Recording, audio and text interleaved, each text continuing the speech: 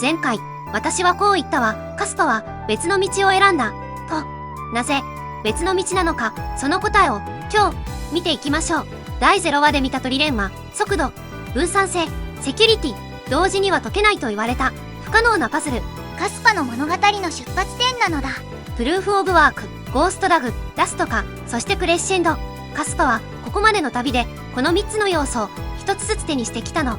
1つずつ、手に入れて、1つも失わなかった。メタン、なんだか、胸が熱くなるのだ。派手な飛び道具で一気に解くんじゃない。1つずつ、丁寧に、何一つ手放さずに。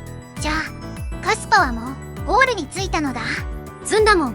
カスパが何を目指しているか、ヨナタン本人がこんな言葉で言い表しているの。リアルタイムディセントラライゼーション。略して RTD。日本語にすると、リアルタイム分散性。リアルタイム分散性。僕、その言葉、ちょっと難しいのだ。シンプルに言うとね、普段使っているネットサービスと同じくらいの速さで動く。でも、ビットコインの強さ、誰も止められない、誰も改ざんできない、を保ったまま。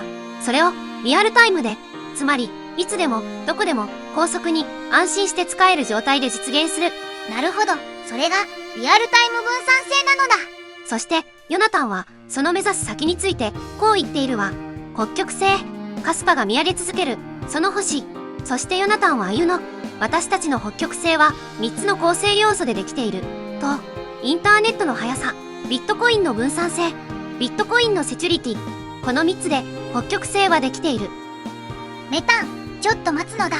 速さ、分散性、セキュリティ。これって、第0話のトリレンマの3つと、同じなのだ。気づいた？その通りよ。解けないパズル、と呼ばれていた3要素は、ヨナタンにとっては、目指す3つの構成要素。解けないと思われていたパズルを解くことを目標に変換しているの。それって、すごい視点の転換なのだ。そう。これが、ヨナタンとカスパ開発チームの視点の置き方。これは、不可能を可能にする。そのこと自体を北極星として掲げたということだと思うの。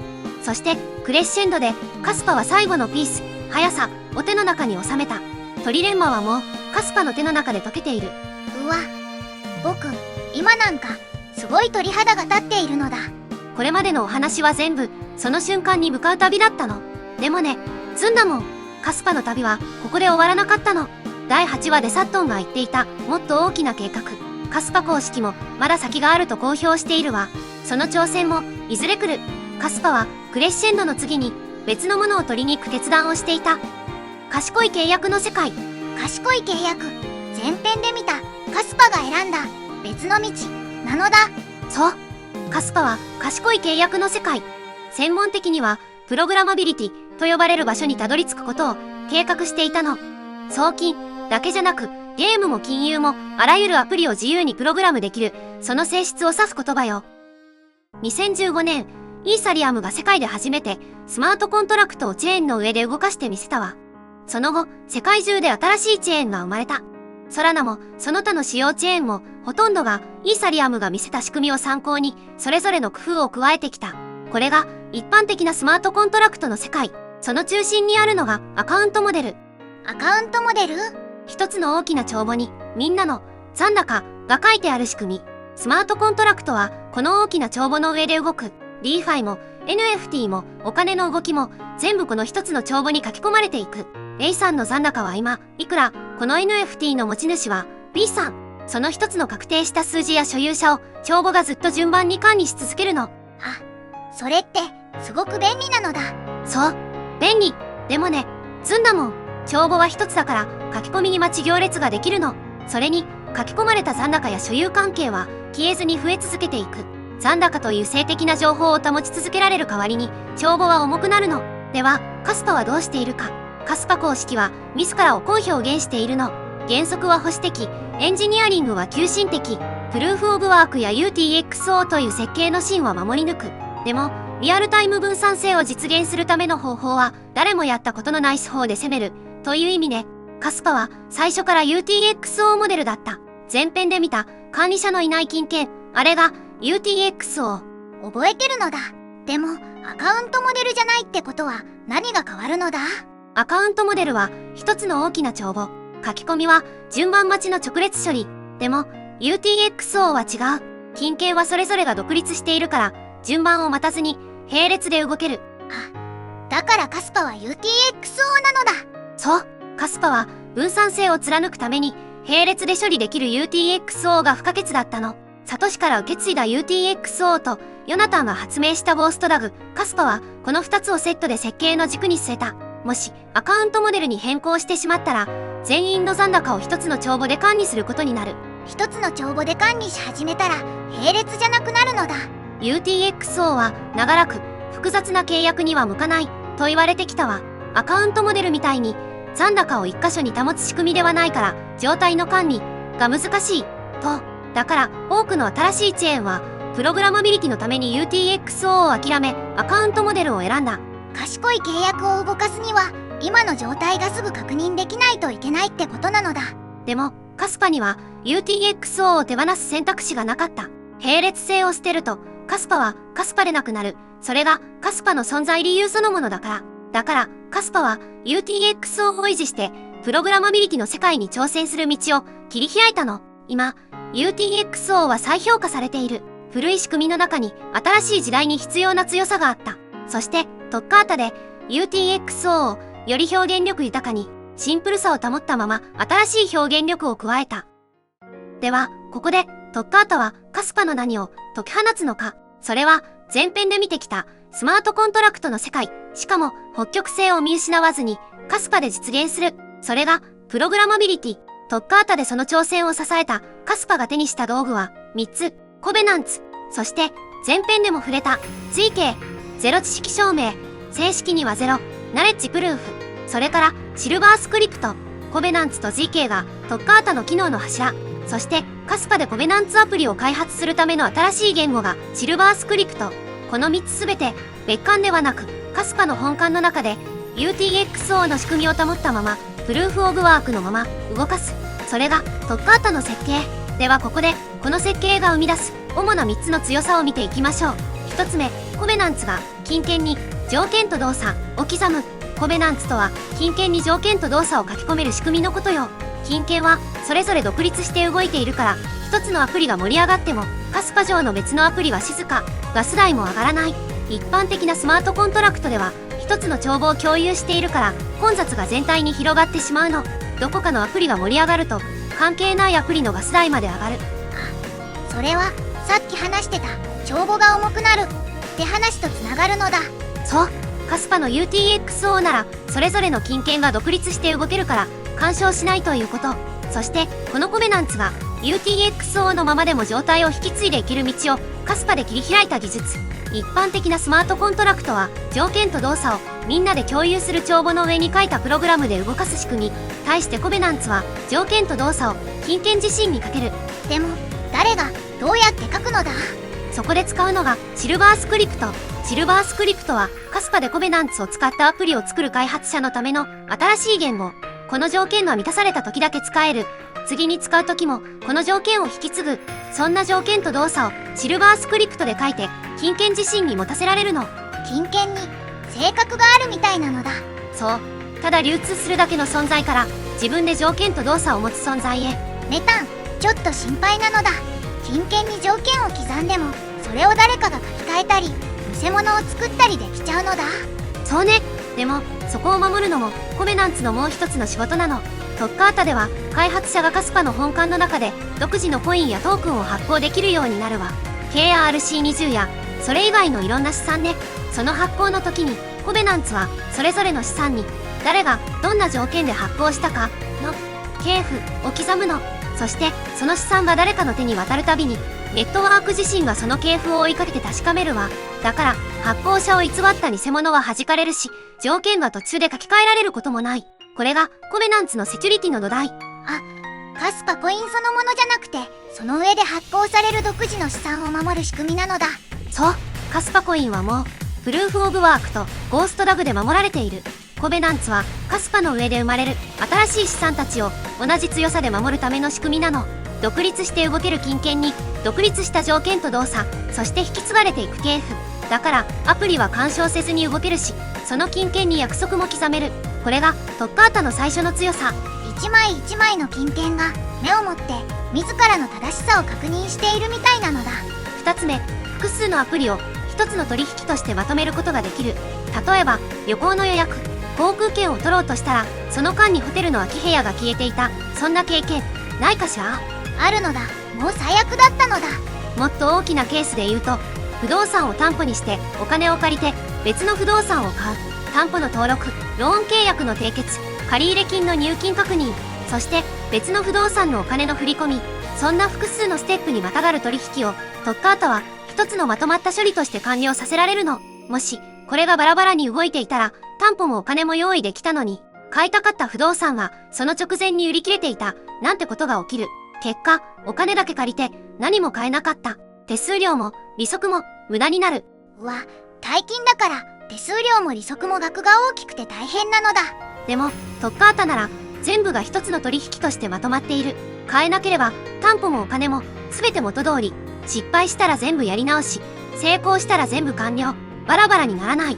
一般的なスマートコントラクトでも一部では複数の操作をまとめる仕組みは実現できているの。でも全員が同じ重い帳簿を共有しているから、まとめればまとめるほど手数料が膨らんでいく。重い取引ほどコストが雪だるまになるのだ。そう。でもカスパは本館の中に全員がいるから、取引に参加するアプリやお金が一斉に動いて一斉に合意できるの。しかも金券は独立しているからまとめても重くならない。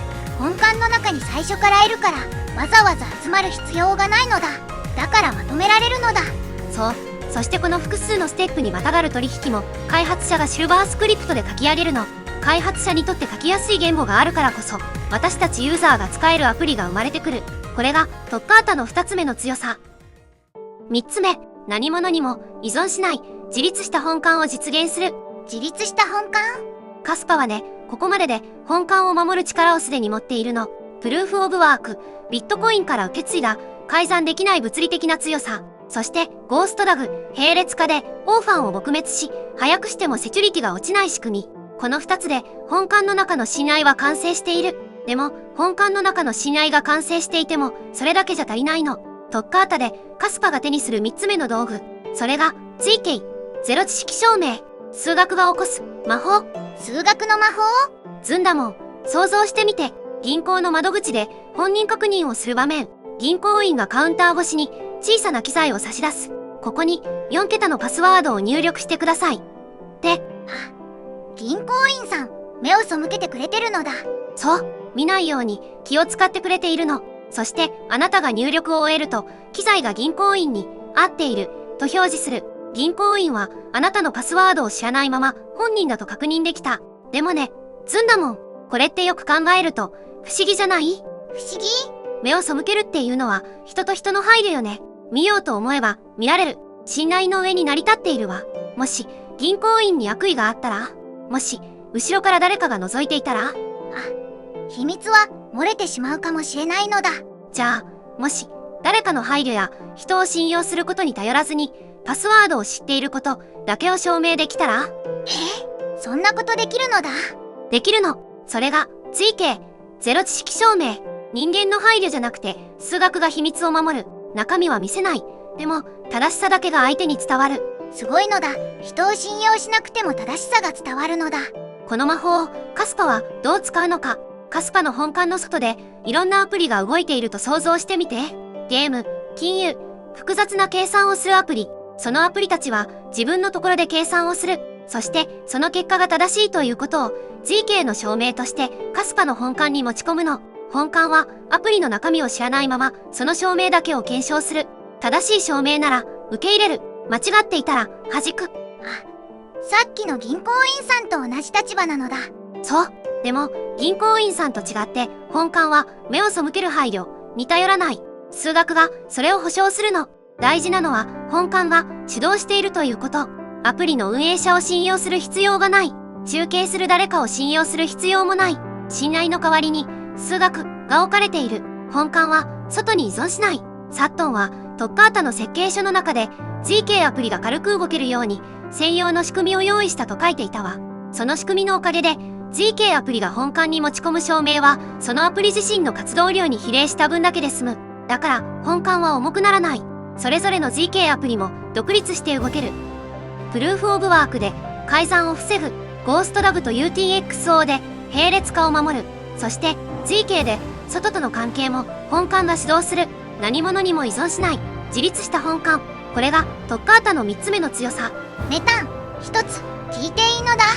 カスパの本館ってこんなに強い力を持って外に依存しないんだよね。じゃあその本館って一体誰が握ってるのだ？ずんだもん。いい問いね。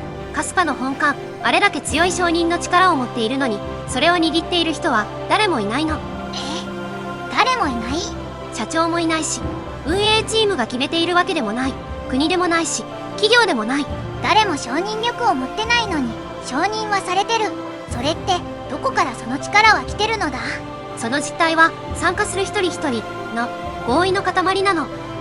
誰かが力を持ってるじゃなくて、みんなで力が生まれてるのだ。そう、その通り。これは人類が長く夢見ながらほとんど成立しなかった構造そのもの。中央に権力者を置かず、参加する一人一人の合意だけでネットワークが動く。誰も独占できないし、誰も奪えない。メタン、僕なんか胸がジーンとしているのだ。そう感じてくれたなら嬉しいわ。プルーフオブワーク、ゴーストラグ、UTXO、そしてコベナンツ、追形、シルバースクリプト。この6つが組み合わさって、カスパは人類が夢見続けた構造を現実に動かしている。そしてずんだもん、ここに今日の物語の核心があるの。